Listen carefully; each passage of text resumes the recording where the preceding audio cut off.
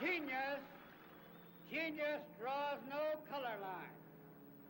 And so it is fitting that Marian Anderson should raise her voice in tribute to the noble Lincoln whom mankind will ever honor. Miss Marian Anderson.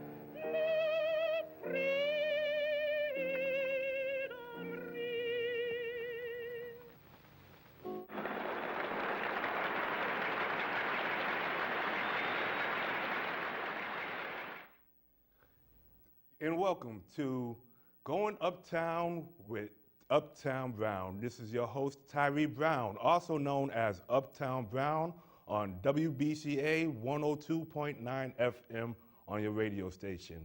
But we're on BNN today, and I'm blessed to have as my guest today principals of the Oscar Michaud Family Theater Program Company, as well as the cast of the Miss Marian Anderson and Friends Project.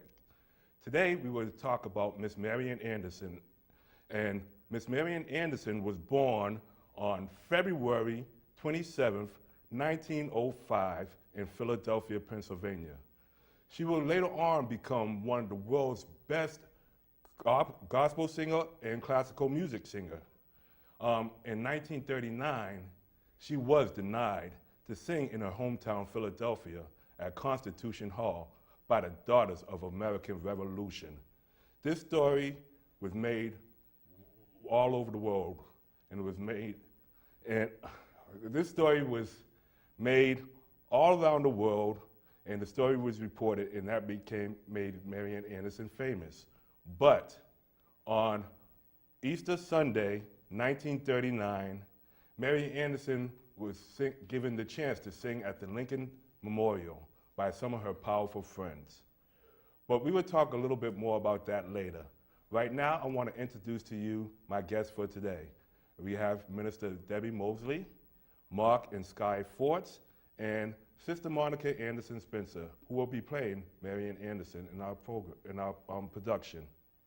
My question goes to Minister Debbie first. Tell us a little something about yourself. Hi, first I want to give my honor to God who was ahead of my life. My name is Minister Deborah Mosely, and I just love this theater company, and I'm playing Miss Darling, the barmaid, at the famous Evelyn's Delight, as we call it, because everyone comes through there, you know, to tell us where they're going and what they're going to be about and what they plan on doing in their future if it happens, but it does happen. And it's just an honor to see them come through this bar.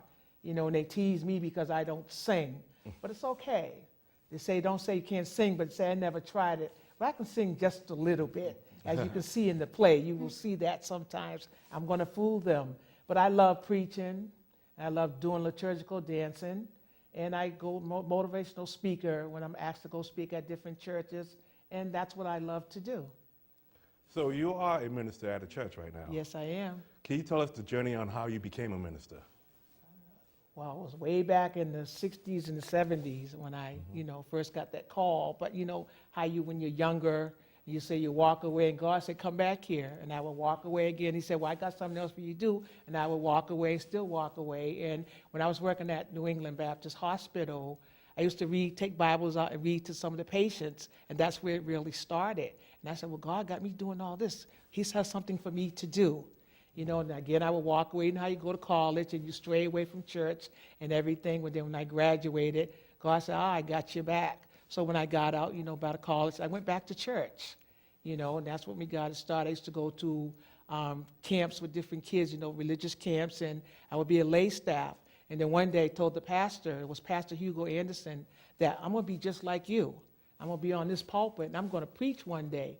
So when the kids were sleeping one day, he says to me, okay, I want you to write a sermon. I said, okay, I'm put on the spot. So I wrote a sermon. He said, I'll meet you at 6:30 in the morning while the kids are asleep with a cup of coffee. Now pretend you're on that pulpit and then preach. And that's what I did. And he said to me, the next Sunday you're going to be on that pulpit. I want you to preach. And that's how I got into preaching. And then I wasn't going to seminary school then. And then 2005, that's when another pastor came in and said, oh no, you need to go to seminary school. And that's how I got in seminary school. I went from 2005, and I graduated in 2008 with a degree in urban ministry. And that's how I got my call. But then again, I was fighting with God at one time because I lost so many members in my family at that time. I lost 5 sisters, my oldest niece, and my dad. So it's like, I was kind of angry with him. But I'm not angry with him anymore. I'm here to praise him and honor him and give him all the glory. Yes. Because I'm here to tell the story, what's going on. He still has more for me to do. Amen. Amen. So what year did you officially become ordained? Well, I got licensed in 2013, Okay. and I'm going to go working on being ordained. I got to take a few more classes, and then we'll be officially ordained and get my doctorate degree. Okay, so where are you currently ministering at now? And right now, I'm at Union Baptist Church in Cambridge. I'm on the ministerial staff out there with Miss O'Bannon brought me there, my partner in crime who's in the play as well. So, I was going back and forth to churches, how you learn, take your experience with you. And I was like, come back. She said one day, well, just come to my church. We'll make you happy there. So I visited, came there back and forth. I just stayed there. Every Sunday I was there. And then finally she said to the pastor, you got a minister sitting back here. He goes, she is? She goes, Miss Banner goes, yes, she is. And so then one day he said, well, I want you to meet with the deacons and, the council. And I met with them one Saturday. And then he said, well, next Sunday you will be on the pulpit and we will introduce you as one of the ministerial staffs. Oh, And praise so I got it. God. And that Praise was God. Yeah. last year, 2017. December, Christmas Day, 2017. Well, we're about to hear some of your ministry at Union Baptist Church. Well, before we get to that, do you have any earliest memories of being in the church?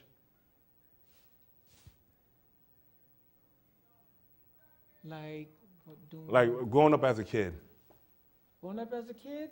Yeah. Well, only memory I know, I used to be, y'all said I couldn't sing, but I used to be in the junior choir. In junior choir, like I said, I was on the lay staff in confirmation. I was a youth minister as well, So I went through confirmations and different things like that. Growing up and doing different things in the church, Okay. Just helping out the pastor, whatever I can. All right, so we're going to get ready to hear Minister Mosely preaching at Union Baptist Church. Of a banquet, a sumptuous feast, an elaborate and often ceremony meal with numerous people, often in honor of a person. A meal held in recognition in some occasion or achievement. A large meal, complete with main course and desserts, often served with alcohol beverages, wine, and beer.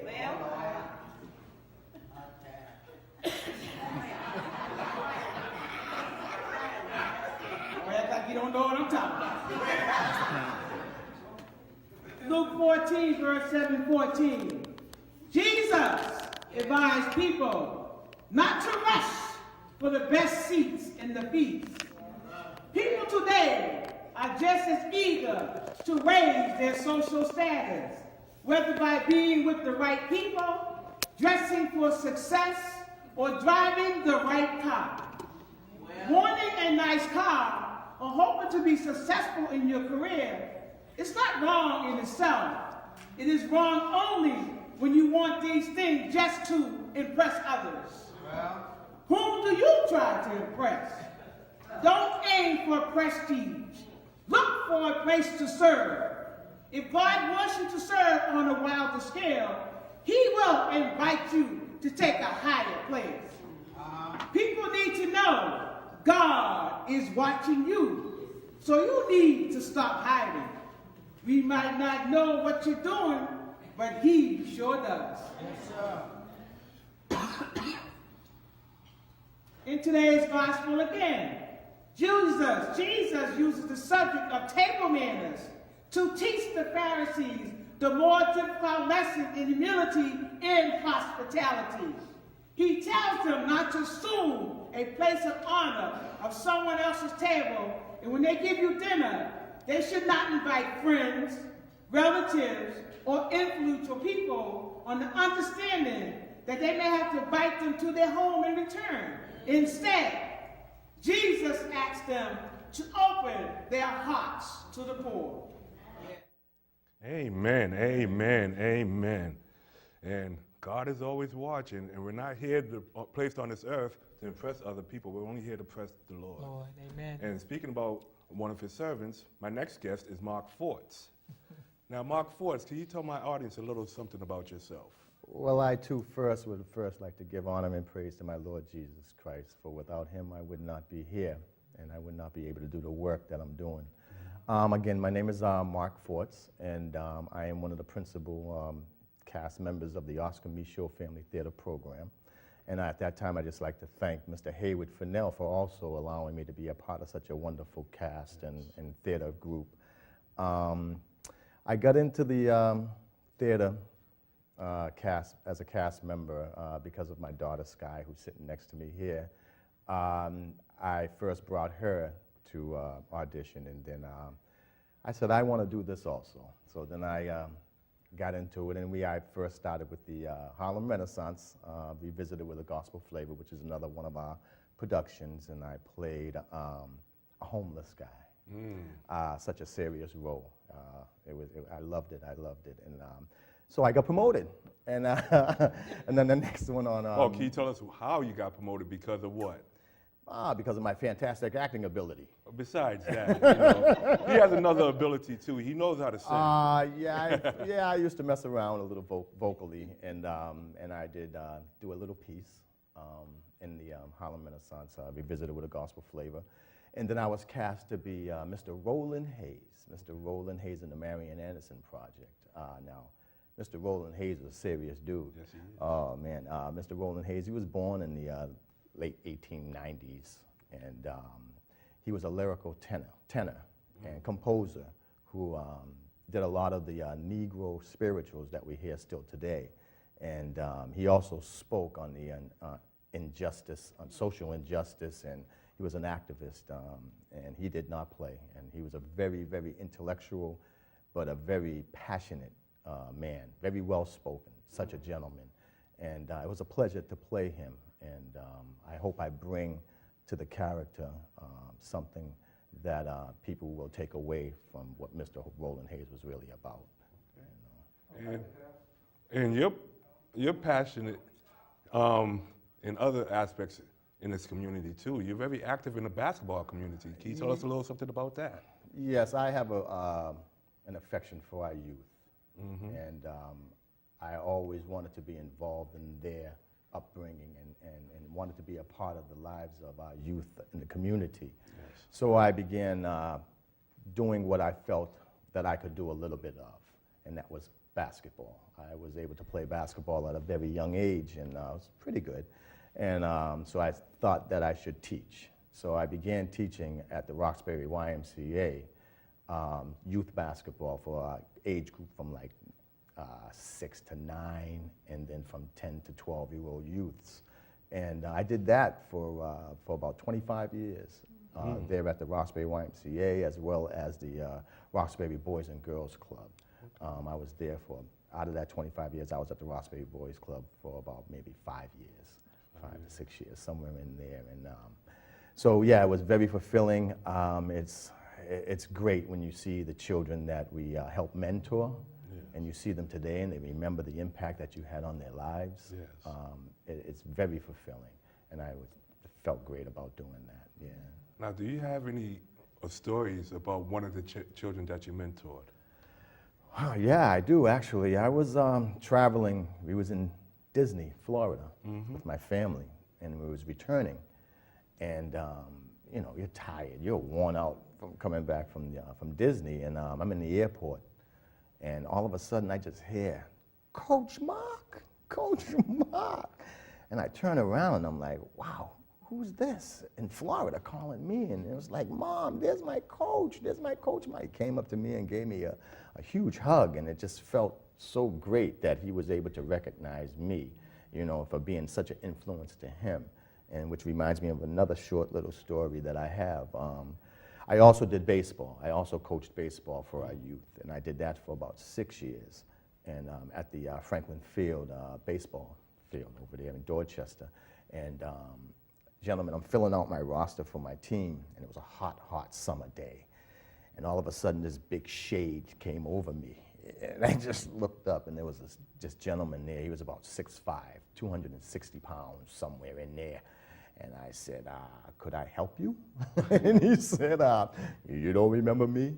And I'm like, no. He said, you coached me in Pee Wee basketball. And this is, again, when it was between the ages of 6 and 9. He was like, you coached me in Pee Wee basketball. Well, my first question was I good to you?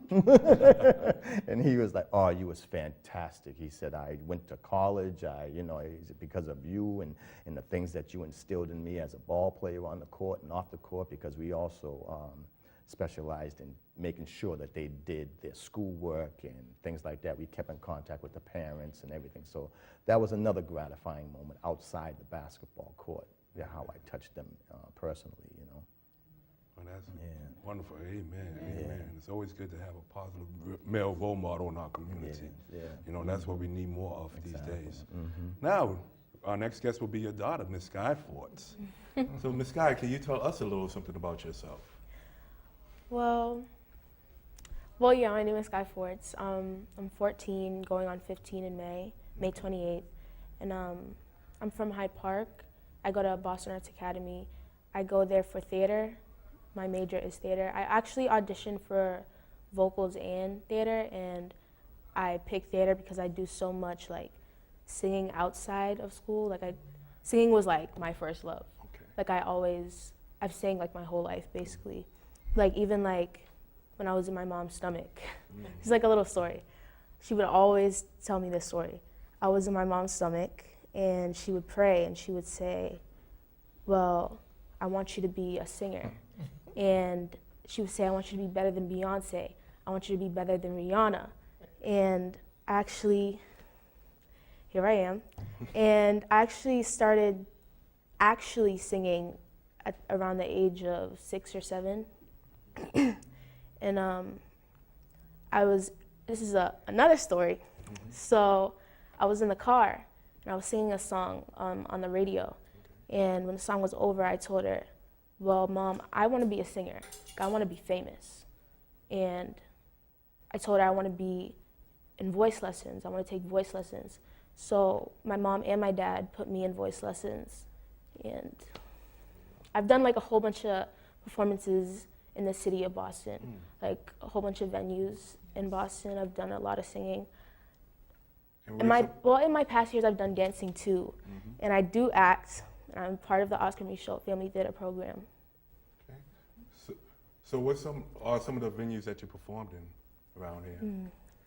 I performed in a place called Cheap Seats, where I performed a Janae Aiko song and a John Legend song. I've performed in the Strand Theater. I've done community auditions in the Strand Theater. I've been in there a few times. Where did we have rehearsals at? Blackstone, yeah. Blackstone Community Center. I performed in there. Boys Club. Yeah, Boys Club. Performed a lot of places. There's so many places I can't even. Well, Laura's. You performed the rest of Laura's. Yes. I did about 20 songs there. Yeah, okay. Well, your mom's prayers have been answered, and because you have such a beautiful voice. Thank you. And we are about to hear some of your singing right now. You talked about you did a John Legend song. Yeah. And I think we're going to see that video clip. Let's go. Okay, my next song is going to be Ordinary People by John Legend.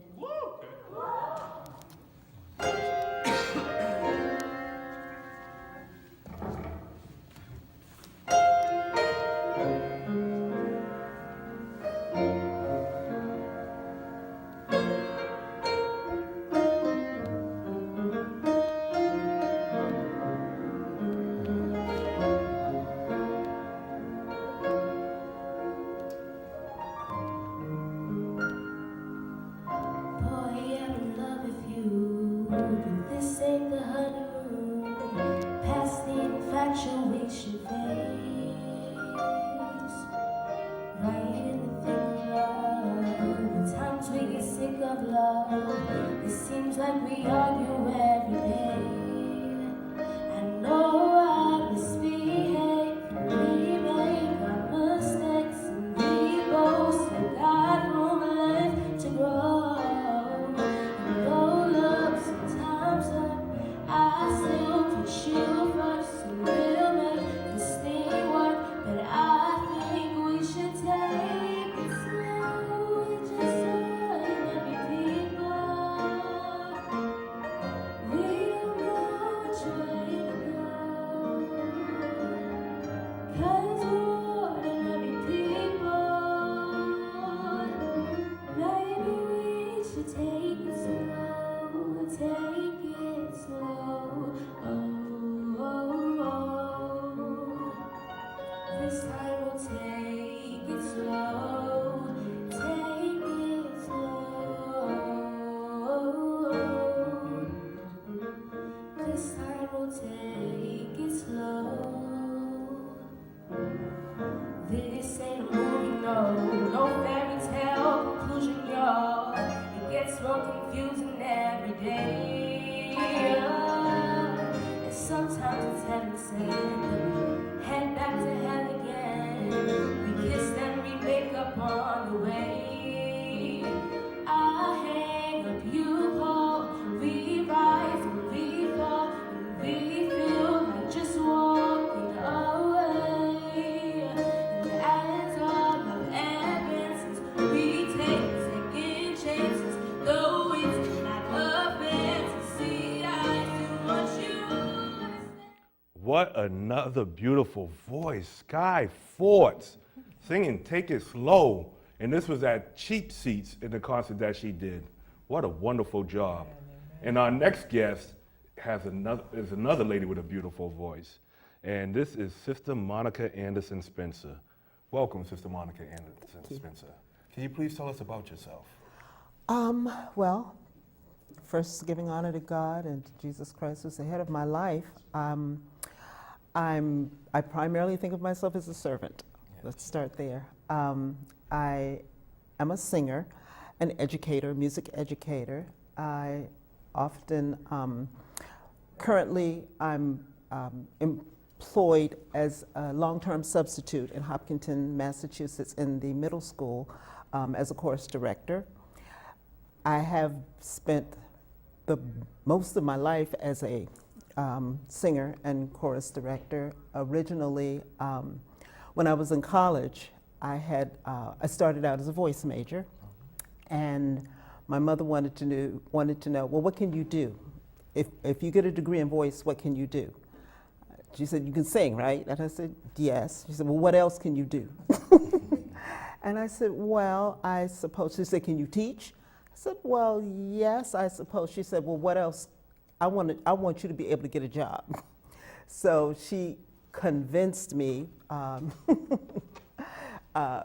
with great urgency to change my major to music education. So my degrees, my bachelor's and master's are both in music education. My undergrad was with vocal emphasis, and college was vocal and chorus conducting emphasis.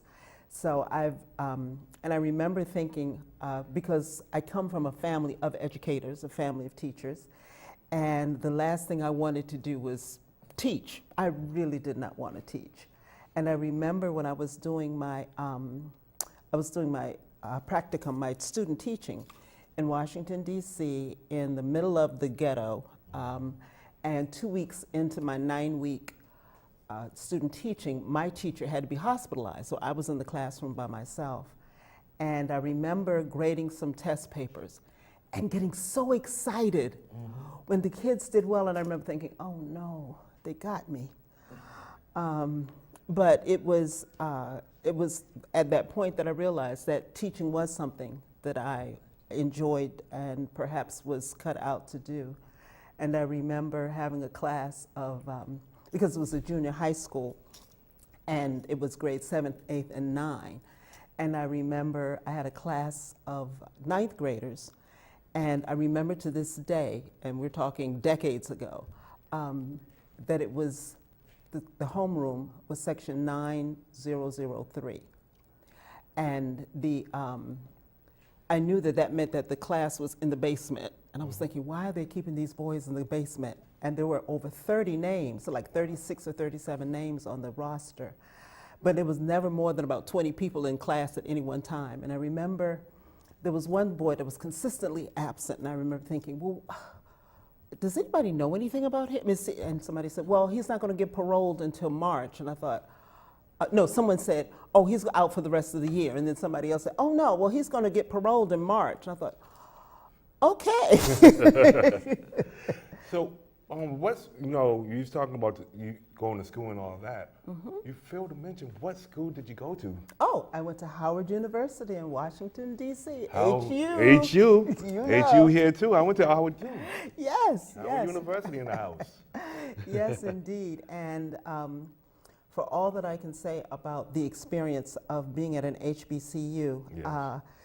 it was a very, because although at that time Washington, D.C. was primarily we all called it Chocolate City, but there was still a very insular feeling of being in the middle of the city and still being very protected. And the teachers really cared about you. They really wanted you to do well, and they insisted upon excellence. And I have to give Howard University credit for that, because it always makes me aim to work harder and to strive harder for what is important, and to be able to take a step back and look at the big picture and say, what is important here, and to really strive for that. So I thank you for bringing that up. Yes.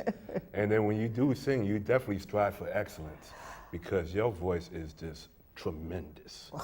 And Thank you. we are about to hear you singing. We're about to go to another clip right quick, and this is called Laudate Domino. Laudate Dominum. Domino. And Sister Monica is singing it with the Heritage Choral. Let's go to the clip.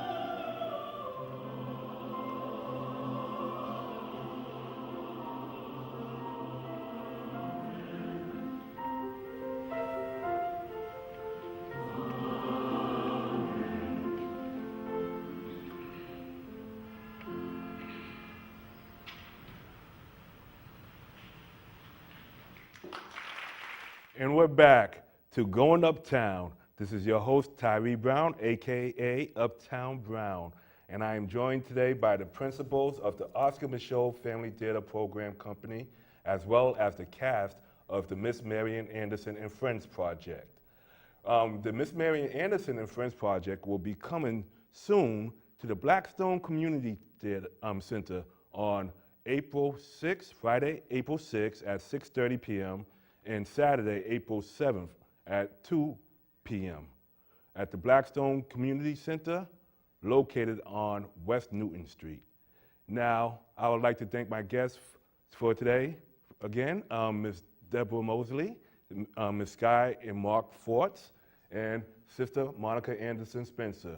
We are going to take a break right quick and to hear from our PCA, and we will be back shortly.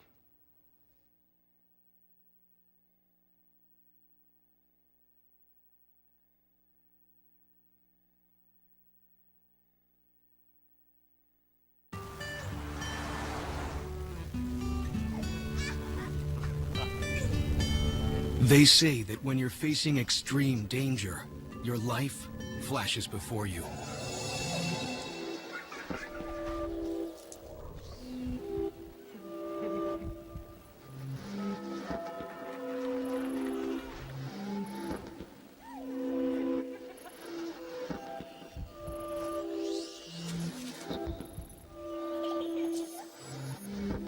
If you think that's sad, consider facing it before you even have enough life to flash before your eyes. Car crashes are a leading killer of children 1 to 13. Deaths and injuries can be prevented by using the right car seat. Visit safercar.gov/the-right-seat to know what is appropriate for each age and size.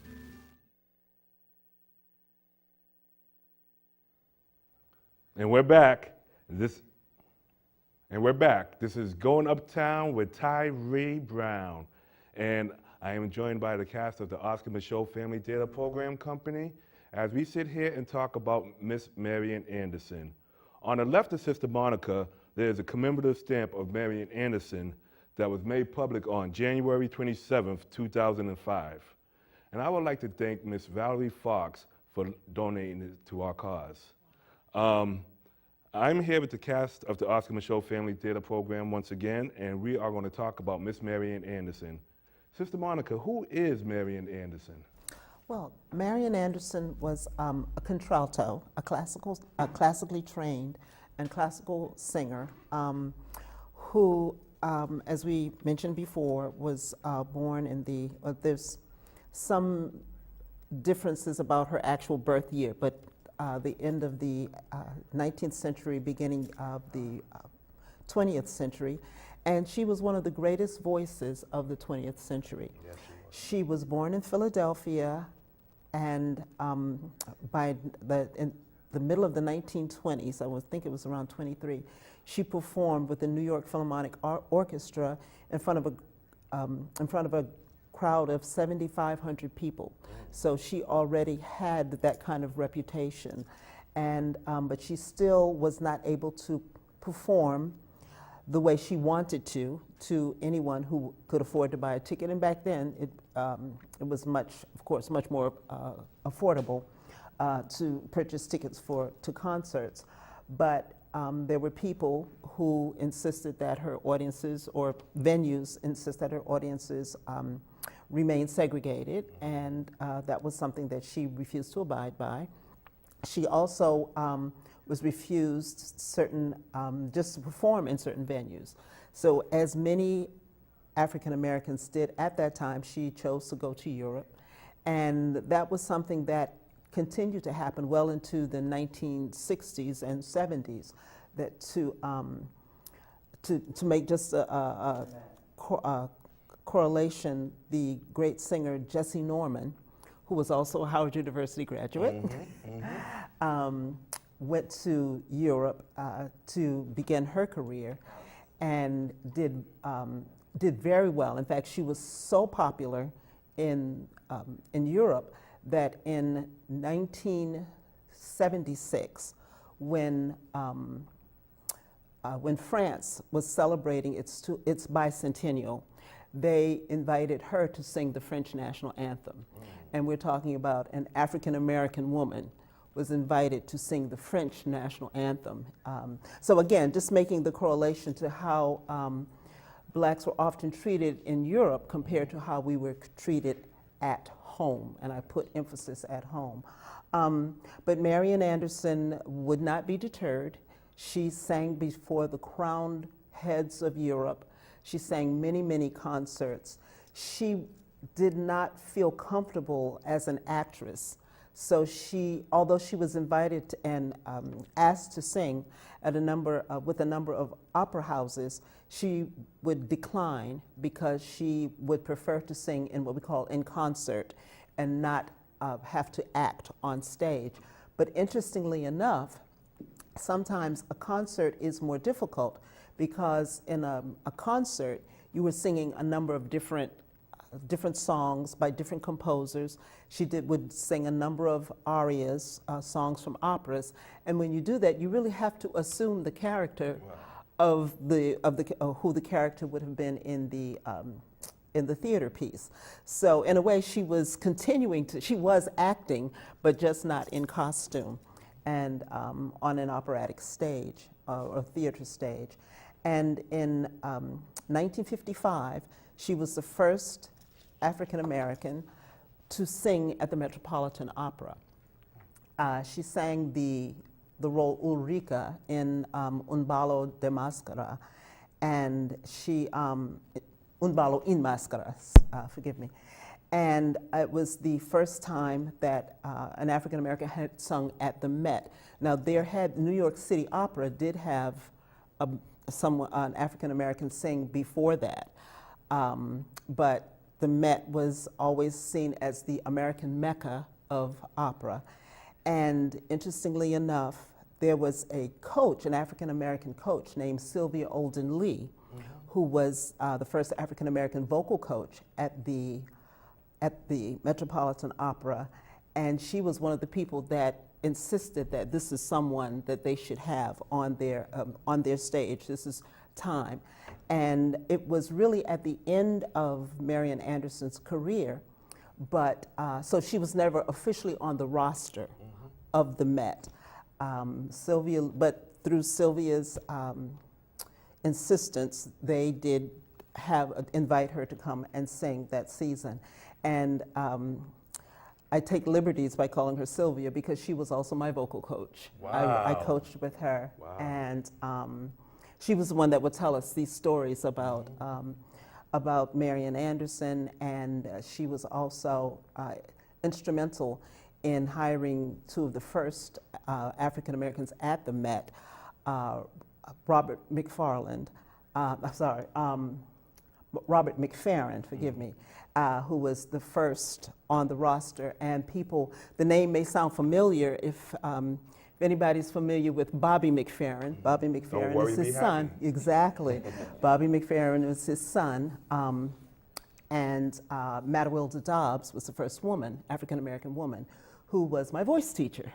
So I feel again that I had a great responsibility and inherited a great legacy of classical singers, because people don't often think about, when we always think about African Americans in the arts, but sometimes we don't think about the classical side. And we've contributed a great deal, not only as performers, but also as composers, as currently they're orchestral conductors who are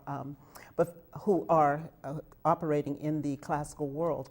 But for many years, that was not the case. And because of people like Marian Anderson, who forged a path, who insisted upon excellence and fought against injustice, along with one of our dear friends, Roland Hayes, they opened doors for others, for those of us to come through. And for that, we are eternally grateful. Oh, yes, we are. I do want to make want to make a note of the fact that when she was denied singing by the Daughters of the American Revolution at Constitution Hall. Constitution Hall is actually in Washington, D.C. And she was denied more than once. This was the second time that they came back and said that it wasn't so much about Mrs. Anderson, it was just they were concerned that there would be some sort of trouble if she sang there. And well, she said, you know, very well, I won't sing, but those people who supported her knew that she deserved to have a venue and an opportunity to sing for the people who wanted to hear her. Again, we're talking about one of the greatest voices of the 20th century. And you always, well, I shouldn't say you always, but very often when you think of great voices, people think of sopranos and they think of tenors, and they don't often think about the voice of the contralto. And for her to be a esteemed and well-renowned contralto was quite an accomplishment in and of itself. But when she did sing, her very influential friends, which included Eleanor Roosevelt, she sang the Easter Sunday of 1939 on the steps of the Lincoln Memorial, and before a crowd of 75,000, I believe it was, people just poured out to hear her. And rightly so, because not only was it a statement that it doesn't matter where I sing, it's the fact that I am singing that made the difference, and the fact that people came out to support her. So in a very real way, it was a protest. A protest against those people who would continue. It wasn't just the Daughters of American Revolution. They just happened to be the focal point because they were the ones in the news and they were the ones that were saying no. But there were many other places that were giving them the same line, saying the same things, or yes, you can perform, but the audiences will have to be segregated. And when you pay the same money as everybody else, you want to be able to choose the seat that you would like to sit and not have to sit in the balcony or in the back or wherever the segregated colored section would happen to be. So this was a statement. So, so she pretty much, like, at first she did not want to sing in front of the Lincoln Memorial because, you know, she was battling, you know, the hostility and stuff like that, but then she opened up to try to pave the way for other singers to come right after her. Yes. That's kind of like Richard Allen. You know, this is one thing that I love about Marian Anderson and Richard Allen. You know, Richard Allen was from Philadelphia also, and he started the AME churches, Yes. you know, because they was part of the Methodist church and they were segregated too. And he was like, you know what, I'm tired of sitting in the back of the pews. I want to be up front. I want to worship and be around my people and have a good worship service. So he, you know, he started the African Methodist Episcopal Church, where, you know, blacks were allowed to worship their own worship service, and it became very successful and is big today. So it opened doors for other blacks. So we talking about Marian Anderson paving the way for singers. We're talking about Richard Allen paving the way for ministries and stuff like that. So, you know, we have to honor and respect our ancestors. Absolutely. But, you know, our show is about to end pretty soon. But before we leave, I just want to talk about some of the characters that each of y'all play in the plays. Minister Debbie already said that she played Miss Evelyn. Miss Darling. She played Miss Darling. So how's the character similar? Who is Miss Darling? Good question. Well, she's a barmaid, you know, for Miss Evelyn. I work for Miss Evelyn. Well, yeah, I work for Miss Evelyn, but I do all the work. And we just, like I said, everyone comes through at Miss Evelyn's delight, you know, like Marian Anderson, Roland Hayes, Zora Neale Hurston, At the Waters. I mean, they all just come through there, you know, just go there, and I'm just looking at everybody and just saying, wow, I'm gonna be like that someday too, you know. Like I said, they sing, they dance, and do everything, but I'm just a little sassy sometimes when I want to be. Then I can be funny. Then I can be flamboyant too if I want to. Yeah. But that's what Miss Darling is all about. The love that we share together. Like me with Miss Evelyn. Where we're like, would you say, Cagney and Lacey and what you call it, like a bond that we had. The chemistry is so strong there. Lucy and Ethel. Okay, Lucy and Ethel. Those type of characters, we do portray that. And that's the type of person we are. But, I have my little broom all the time, and I be constantly sweeping during the whole play. Except for one time I may drop the broom when I go turn off the radio, when Miss Evelyn tells me to turn off the radio. And I just love the part when they all come through there, like when Marian Anderson comes through there and she acted with Roland Hayes, it was just like, wow, Roland Hayes, Marian Anderson, oh my goodness, just wonderful just to see this, because, we don't know, like I said, when I first came here, I didn't know all this stuff, about Marian Anderson, I knew some stuff, but I didn't know everything. Like at the Waters, I found out that at the Waters is from Pennsylvania as well, my hometown, Chester, Pennsylvania, and she was my grandmother's best friend. Okay, good stuff. Small world, small world. So, So, Sky, you play Miss Lena Horne in the play. Can you tell us a little something about Lena Horne? Well, Lena Horne is a beautiful, legendary jazz and pop singer. She also did acting, and she was also a dancer. She was in a lot of movies, and one of the movies that she was in was The Wiz, who also had Diana Ross and Michael Jackson. She was just a very beautiful singer, and she did a lot. She would go around the world, and she was very passionate about equal rights, and she talked about social injustice, and she did a lot. Okay. So without giving anything away in the play, can you just tell us your favorite line right quick? Oh my gosh.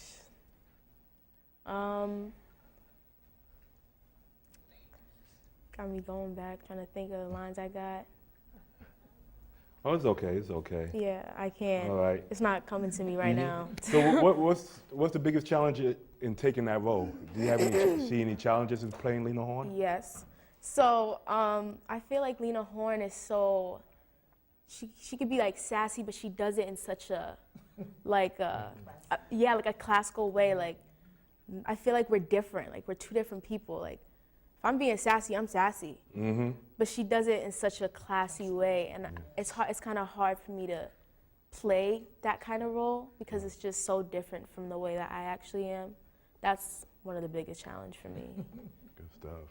And Mark, you already told the world about Roland Hayes already, so. I'm just so excited. So, do you see any similarities between you and him? Again, yeah, first of all, I just want to thank, it's a privilege and an honor to be on the same stage with Miss Monica playing Miss Marian Anderson. It's a pleasure watching you, and to be on stage with you is a challenge in itself, but that's another story. But yes, as I stated, something like me, I can be a little serious when I need to be. I do stick up for social injustice and the equal rights of our people, and that's why I took so much of my time into community, and in the basketball is something that I didn't know about, so that's why I wanted to always give back. So I always felt as though that was a connection that I had with him in regards to his seriousness and his commitment to what he felt was right, and had to do the things that he felt was right, But Roland Hayes is, like I said, he also has some roots here in Boston. Oh, yeah. Yeah, he has, he actually, God rest his soul, he passed away here in Boston. But he has a daughter that still is in Massachusetts. I'm not sure if it's Boston, but I know it's in Massachusetts. Africa Hayes. I don't know if she has a married name now, but she's still in the area now. She's, up in age now, but I'm sure that she did the same thing as which her father was doing too. So it's a pleasure playing him. It's a pleasure playing him. He's a serious, educated, well-developed, but no-nonsense type of a guy. And he'll let you know, from what I understand, that he actually almost got into a few fist fights. Whoa.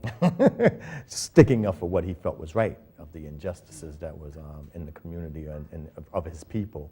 And one of the lines in which he said it was, "Our time is now." Yeah. You know, that's one of my favorite lines because time is now. Our time is now. You know, you know. So I love that because that still speaks to today. Yes. You know, because our time is now. Yes, it is. We got to stand in demand and make demand. things happen. You That's know what right. I'm saying? That's right. Don't talk about it. We go out there and be about it. That's right. Now, my final question: besides yourself in the play, which actor in this production is going to blow people's mind? Langston Hughes. Langston Hughes. Yes, Langston. Yes. Yeah, because democracy will not come. Yes, I'm also in the play too. I play Langston Hughes.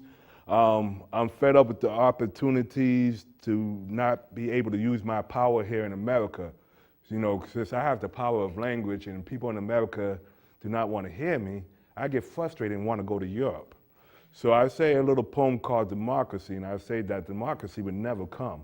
But I'm not going to go into the poem right now. You will have to come to the Blackstone Community Center on April 6th, Friday at 6:30, and Saturday, April 7th at 2 o'clock.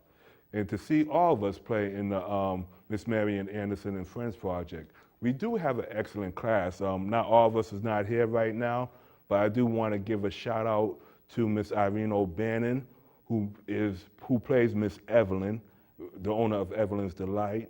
I want to give a shout out to our new cast members, Miss Crystal Dodson, who plays Zoranelle Hurston, Miss Juju Brown, who plays Josephine Baker, Mr. Eddie Hassel, who plays Claude McKay, and we have two new newspaper women, Sheila Burke and Lisa Robinson.